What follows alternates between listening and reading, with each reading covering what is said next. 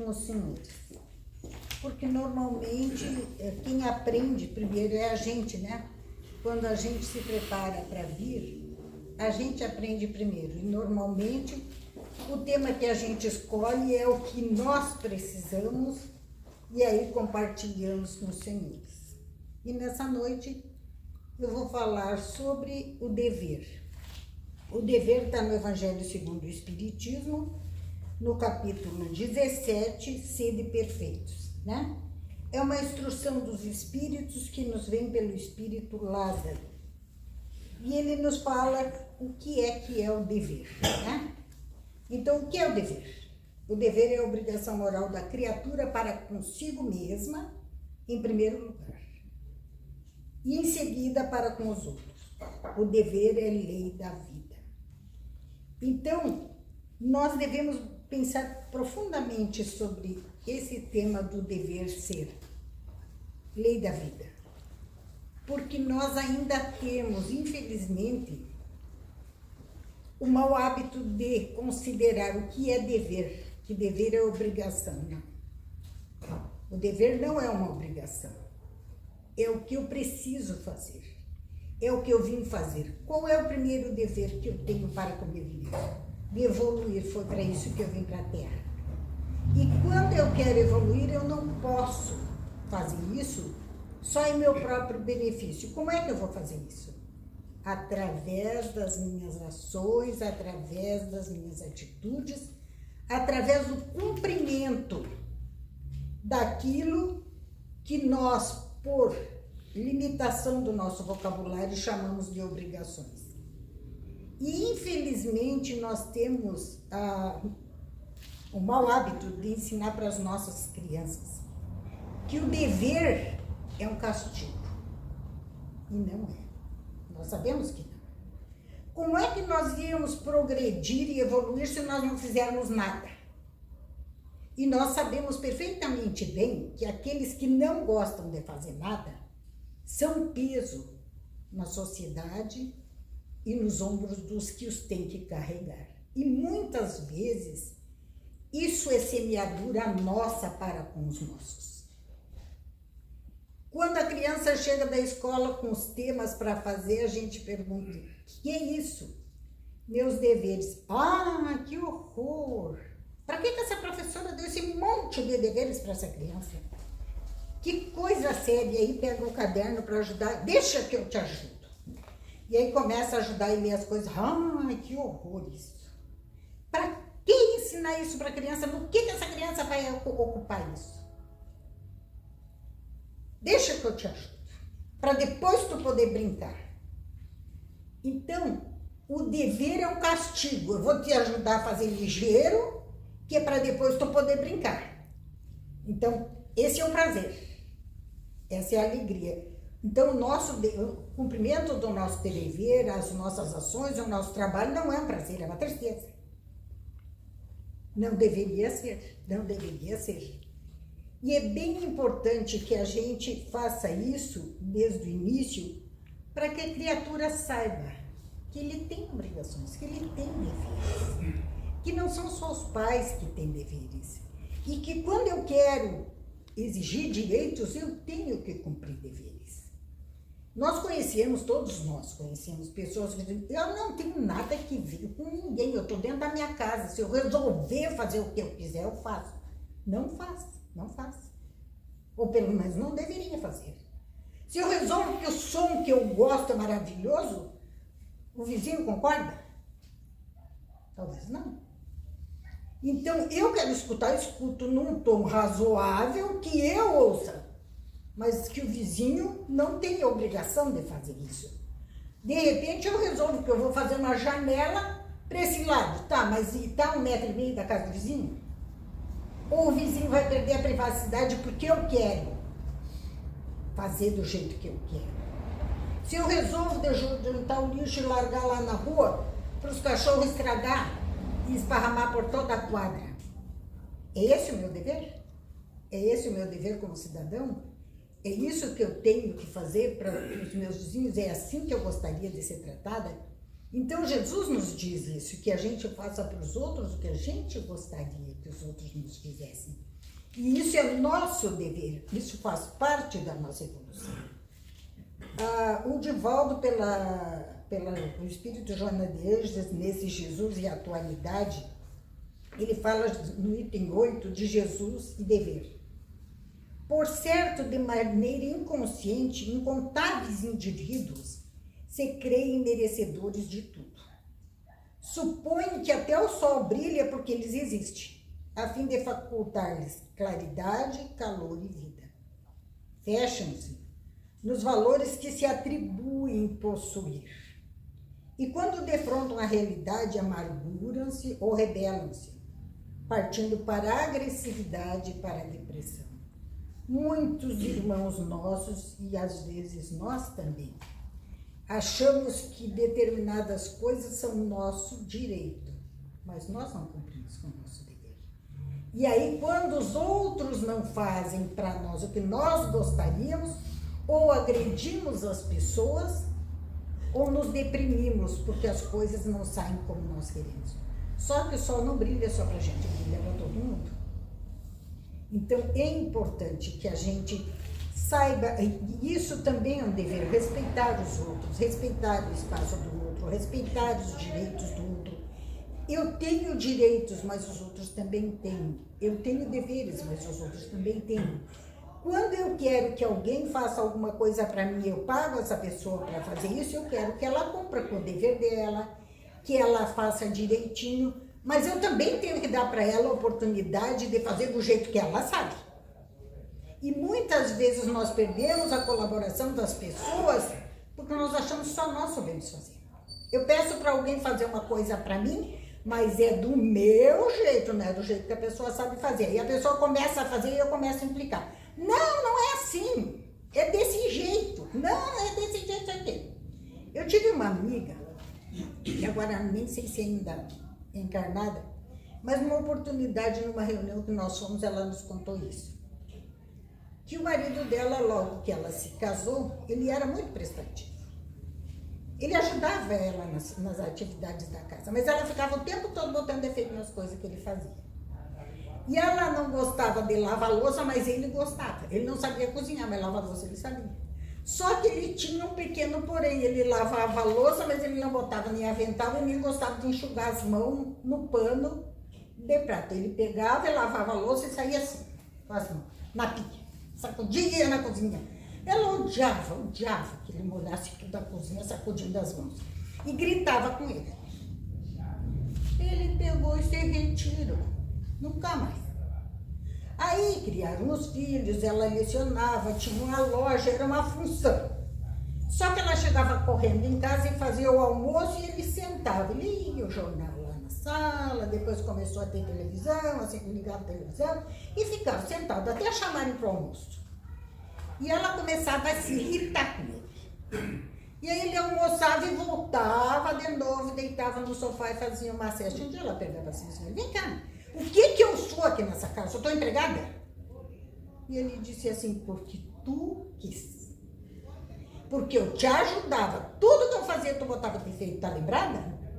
E ela disse, pois é, mas isso era lá no início do nosso casamento. Ele disse, pois é, mas tu queria continuar gritando comigo desde aquele começo, que eu já teria ido me embora se eu tivesse ficado aqui. Eu vendo teus gritos, não ajuda em nada. Ela perguntou assim, pois é, mas agora as crianças já foram embora, já estão estudando fora, só tô eu e tu, e só eu que tenho que fazer as coisas, tu não se prontifica para nada. E ele perguntou assim, se eu for ajudar, tu vai gritar comigo ou não?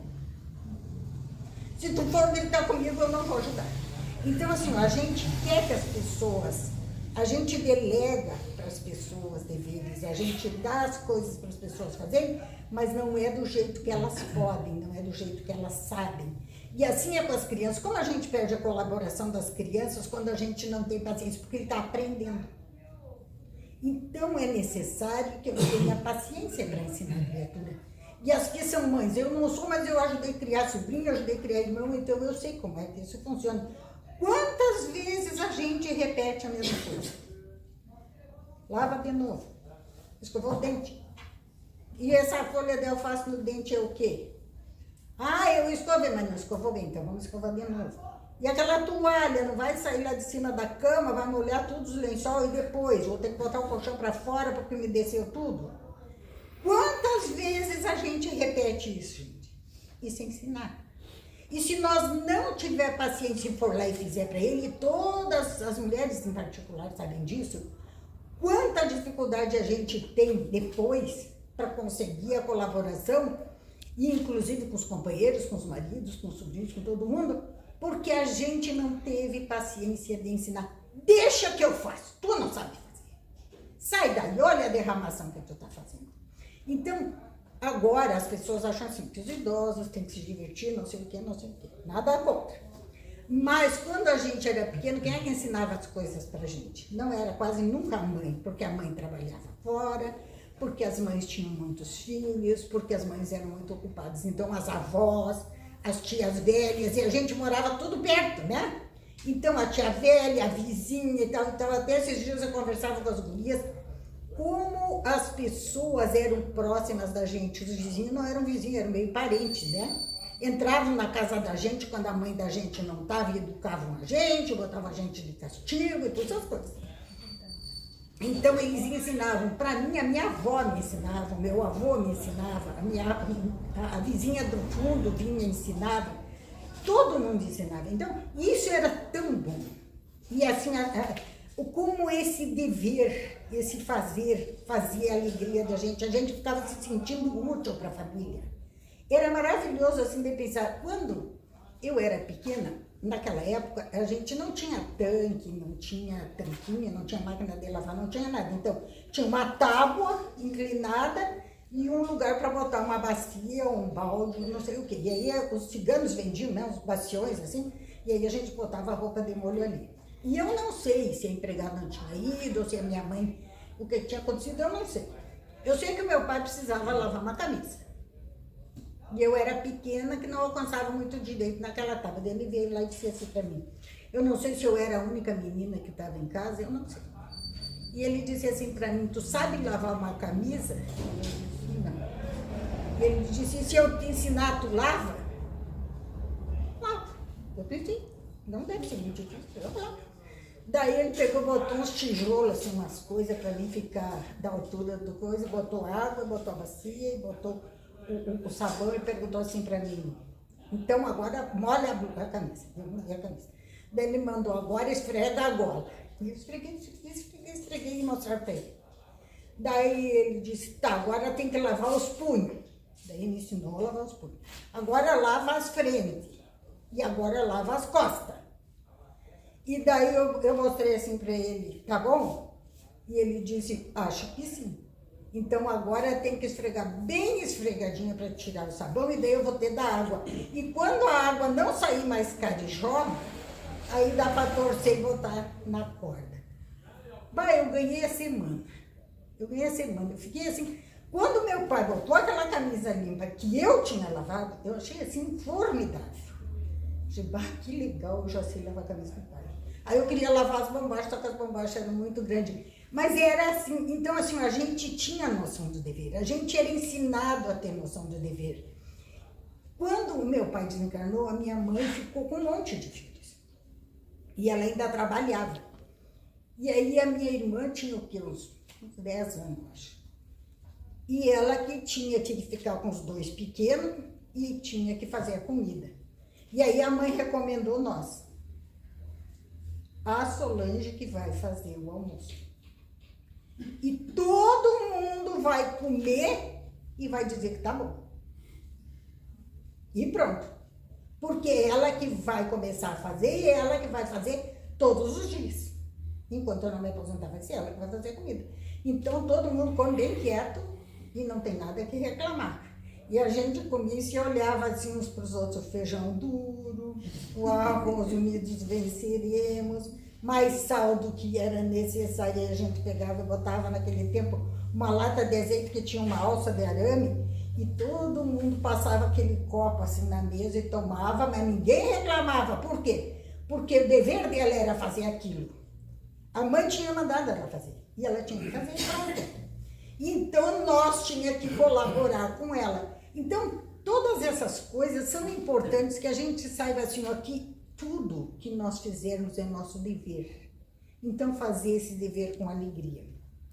Uma oportunidade, o apóstolo João queria ir numa atividade com Jesus. Só que o pai dele chamou ele, Barnabé chamou ele e disse para ele que ele tinha que fazer um trabalho para ele. Só que esse trabalho era um dever que ele tinha que cumprir e que levariam 3 dias de ausência. Então, ele não ia fazer o que ele queria fazer com Jesus.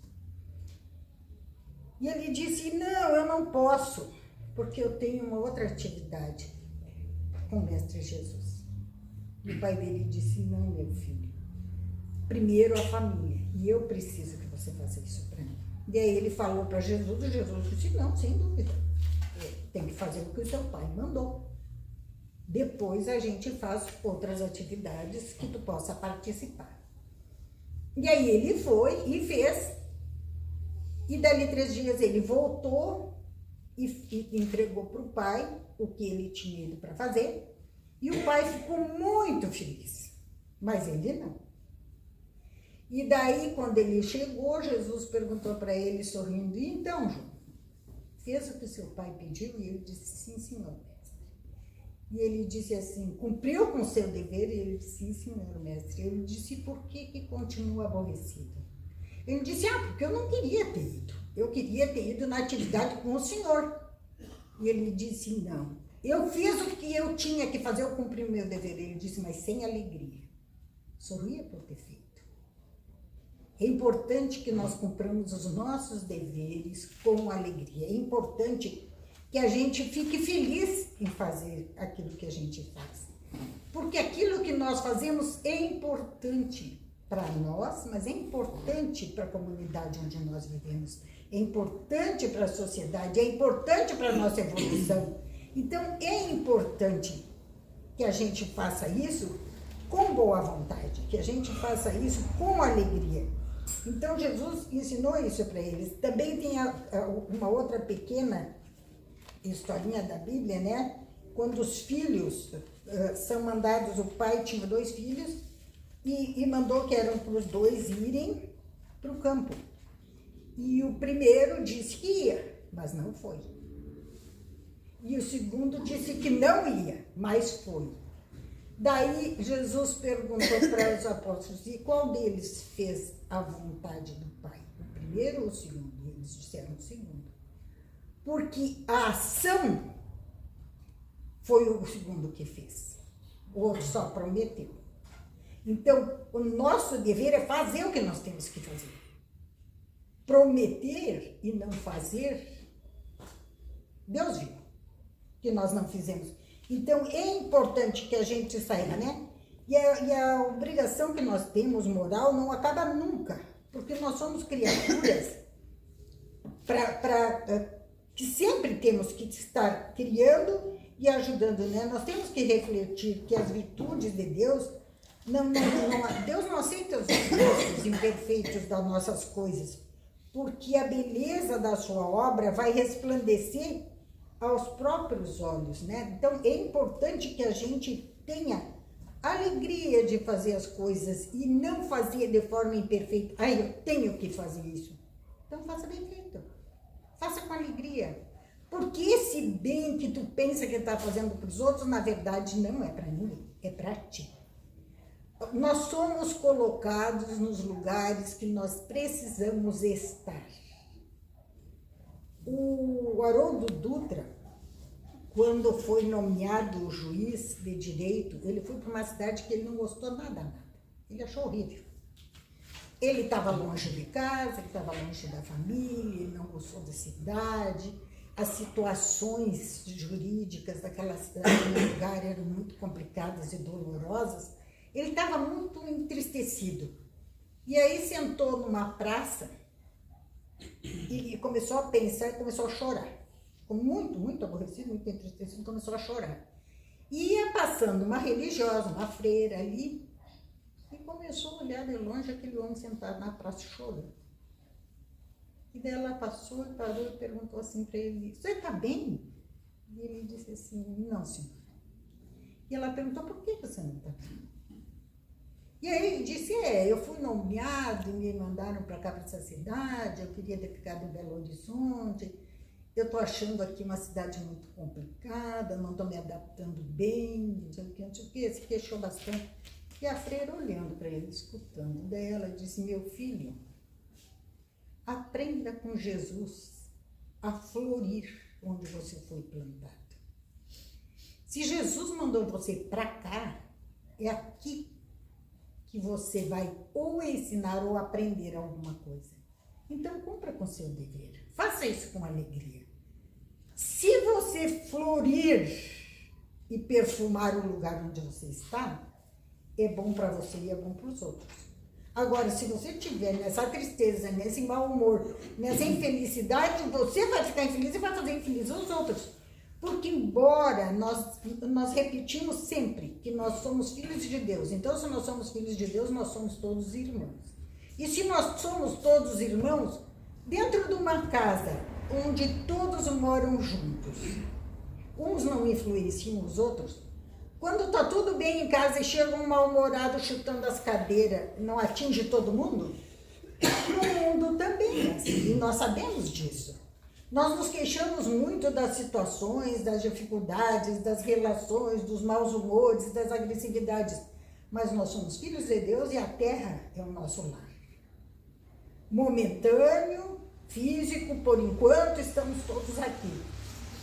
E o que eu faço atinge os outros e o que os outros fazem me atinge de algum modo. Então, seria tão melhor para nós que nós fôssemos todos árvores sem espinho.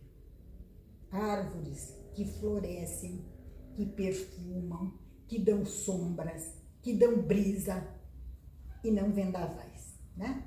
E o nosso dever, em verdade, é esse.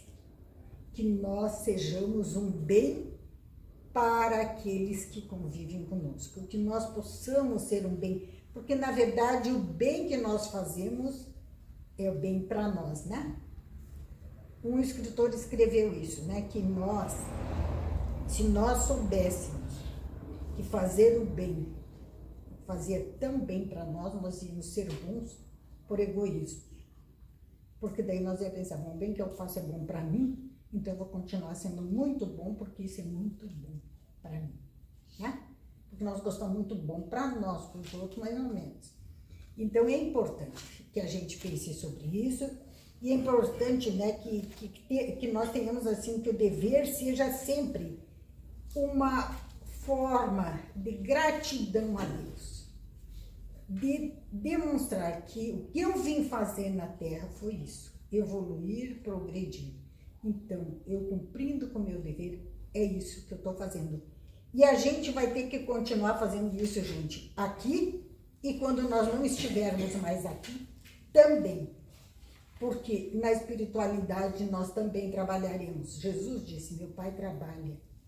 Eu trabalho e meu Pai trabalha também. Então nós também trabalharemos no mundo espiritual e teremos deveres lá como temos aqui.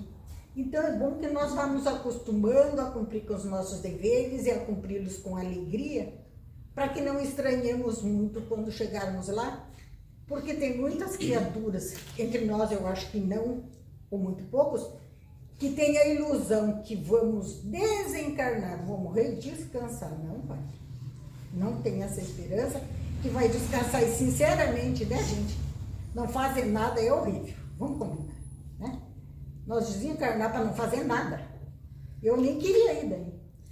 Eu já disse, não, muito obrigado, me deixa com as minhas agulhas aqui, que aqui eu tenho que fazer, por favor, não é? Então, foi um prazer imenso, pessoal. Muito obrigada.